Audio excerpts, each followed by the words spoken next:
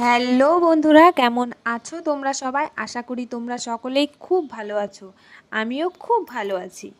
বরমশাইয়ের আবদারে আজকে আমি বানাতে চলেছি লাল লাল ঝাল ঝাল মটন কষা। সেই কারণেই ভাবলাম তোমাদের সাথেও রেসিপিটা শেয়ার করা যাক। প্রথমে আমি মাংসটাকে ভালোভাবে ম্যারিনেশন করে রাখছি।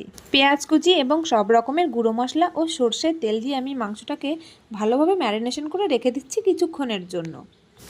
ওদিকে আমি কড়াইতে বেশ কিছুটা সর্ষের তেল দিয়ে দিয়েছি। তেলটা গরম হয়ে গেলে আমি ওর মধ্যে আলুগুলো দিয়ে দিচ্ছি। আলুগুলোকে বেশ লাল লাল করে ভাজা করে নিয়ে আমি আলুগুলোকে তুলে রাখছি। আলুগুলোকে তুলে নিয়ে আমি ফোড়নে দিচ্ছি গোটা গরম মশলা আর দুটো শুকনো লঙ্কা। ফোড়নটা হালকা আঁচে ভেজে নিয়ে আমি এর মধ্যে দিয়ে দিলাম পেঁয়াজ কুচি। পেঁয়াজটাকে আমি ভালো করে ভেজে নিচ্ছি। পুরো লাল লাল করে পেঁয়াজটাকে ভাজা করে নিয়ে আমি এর মধ্যে দিয়ে দিচ্ছি আগে থেকে ম্যারিনেশন করে রাখা মাংসটা ঢেলে দিয়ে মাংসটাকে আমি বেশ কিছুক্ষণ কষিয়ে নিচ্ছি। মাংসটা কষিয়ে নিলে দেখো মাংস থেকে কীরকম তেল ছেড়েছে আর পুরো জল উঠে গেছে মাংসতে।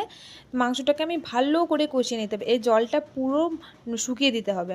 তো মাংসটা আমি কষছি, তার মধ্যে আগে থেকে ভেজে রাখা আলুগুলোও দিয়ে দিলাম। আলুটা দিয়েও আমি বেশ কিছুক্ষণ কষেছি। আর মাংসে না আমি রসুন খেতে খুব ভালোবাসি, গোটা রসুন।